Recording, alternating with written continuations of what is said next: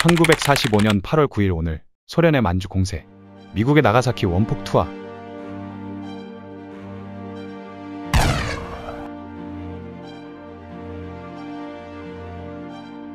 오늘의 세계대전. 1945년 8월 9일 새벽, 소련 만주 국경에서 대기 중이던 소련군이 일제히 일본과 만주에 대한 전면 공격을 시작했습니다. 독일이 소련에 항복해 유럽에서의 전쟁이 끝난 지 정확히 3개월 되는 날이었습니다. 만주 공세를 시작한 소련군의 전력은 병력 약 150만, 자주포를 포함한 기갑전력 5,500여 대, 항공기 3,700여 기 등 거대한 규모였으며 독소전쟁에서 생존한 베테랑들까지 상당수 포함되어 질적으로도 우수했습니다.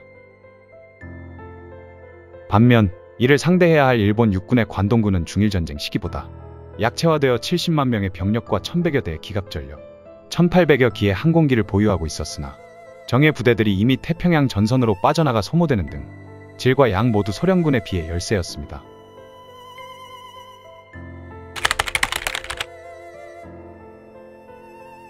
유럽 전선이 연합국의 승리로 끝날 조짐을 보이자 전후 처리를 위해 주요 연합국 지도자들은 여러 번의 회담을 가졌습니다.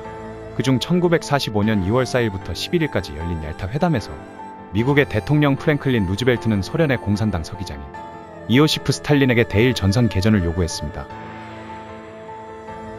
스탈린은 외몽골의 위성국 존속, 달해낭, 리순항 조차권 회복, 만주철도의 중국과 공동운영, 쿠릴열도의 소련 할양 등 여러 이권을 보장받는 대가로 독일 항복 후 3개월 내에 일본과 전쟁을 하기로 수락합니다. 1945년 5월 9일 소련은 독일의 항복을 받아내 처절했던 독소전쟁의 승자가 되었습니다. 독소전쟁이 소련에 남긴 상처는 거대한 것이어서 사망자만 군인과 민간인을 합쳐 2천만 명이 넘었습니다. 이 상황에서 아시아에서 일본과 전쟁에 돌입해 또다시 희생을 감내해야 하는 것은 아무리 소련이어도 부담스러운 일이었습니다. 그러나 거듭된 미국의 요구와 주판을 다 튕긴 스탈린의 결심 등이 겹쳐 본격적인 대일 전선 개전 준비에 들어갑니다. 이에 따라 1941년 4월 13일부터 유지된 소련-일본 중립조약은 4년 만에 만료됐습니다. 사령관에는 독소전쟁을 승리로 이끈 명장 바실렙스키 원수가 임명됩니다. 한편 이런 속사정을 모르는 일본 정부는 소련의 중재로 연합국의 조건부 항복한다는 계획을 유지하고 있었습니다. 일본은 공식적, 비공식적 루트를 모두 활용해 소련과 접촉했으나 이미 소련은 일본 공격 준비를 진행하고 있었기 때문에 무용지물이었습니다. 8월 9일 새벽 소련이 전면 침공함으로써 일본은 혼자 믿고 있던 도끼에 발등이 찍혀버린 상황이었습니다. 그리고 잠시 후인 오전 11시 또 다른 충격적인 소식이 일본 정부 수뇌부에 전해집니다. 3일 전 히로시마를 쑥대밭으로 만든 원자폭탄이 나가사키에도 투하됐다는 것이었습니다.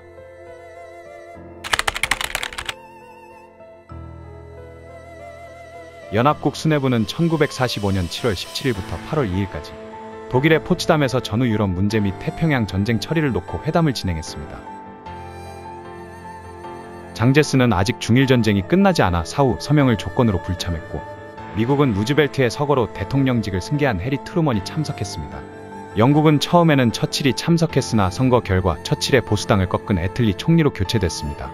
소련은 변함없이 스탈린이었습니다. 유럽 전선의 종결로 이제 추축국 세력은 사실상 일본 혼자 남은 상황에서도 여전히 태평양 전선이 쉽게 끝날 기미가 보이지 않았습니다. 이에 연합국은 일본의 무조건 항복과 무장 해제, 전범 재판 등을 요구하는 포츠담 선언을 발표합니다.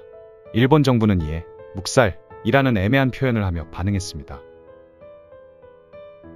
가장 큰 이유는 천황제 유지를 보장받을지 확신할 수 없다는 것과 여전히 강경한 육군의 뜻을 쉽사리 꺾을 수 없었기 때문이었습니다. 그리고 연합국은 이를 겁으로 받아들였습니다. 카미카제 자살 공격 및 이오지마, 오키나와 전투에서 일본의 광기에 가까운 저항을 겪으며 미군도 이제 늘어가는 희생을 간과할 수 없었습니다. 일본 본토 공격을 위한 몰락작전이 이반됐지만 수십만에 달하는 전사자가 발생할 것이라는 예측 때문에 이를 선뜻 진행하기는 어려웠습니다. 1945년이면 어느 누가 보더라도 전쟁의 승자와 패자가 가려진 상황이었는데 막타를 위해 자국민 수십만 명의 희생을 감수할 민주국가 지도자는 없을 것입니다. 때마침 포츠담 회담 전날인 1945년 7월 16일 미국이 트리니티 실험이 성공함으로써 핵무기 개발을 위한 맨하튼 프로젝트를 완성했습니다. 미국은 일본에 관대한 포츠담 선언을 통해 항복을 권유했으나 일본은 여전히 이것을 가혹하게 여기고 있었습니다. 마침내 미국은 원자폭탄 투하라는 최후의 카드를 꺼낼 수밖에 없었습니다. 1945년 8월 6일 히로시마에 인류 역사상 최초의 원자폭탄 실전 투하가 이루어졌습니다. 수십만 명의 인명피해가 났으나 여전히 소련을 통한 항복 중재에 희망을 걸고 있던 일본 정부는 큰 반응을 보이지 않았습니다. 3일 뒤인 8월 9일 소련의 150만 대군이 만주 국경을 넘고 나가사키에 두 번째 원자폭탄이 떨어지자 비로소 일본은 항복을 결정합니다. 예전에는 태평양 전선에서 미국이 승리를 거둘 조짐을 보이자 소련이 동아시아 지역에서의 공산 세력 확대를 위해 급하게 참전에 숟가락을 얹었다는 얘기가 있었습니다. 그러나 이미 얄타 회담에서 루즈벨트가 스탈린에게 대일 참전을 요구했다는 점, 소련이 3개월에 걸쳐 대공세 준비를 미리 하고 있었다는 점 등을 통해 반박됐습니다. 역사에 만약은 없다지만 즉각 포츠담 선언을 수용했더라면 원폭 투하나 남북 분단이 없었을 수도 있지 않을까 하는 점에서 일본이나 우리나라 모두에게 아쉬움으로 남는 장면입니다. 1945년 8월 9일 오늘의 세계대전, 소련의 만주 공세, 미국의 나가사키 원폭 투하였습니다.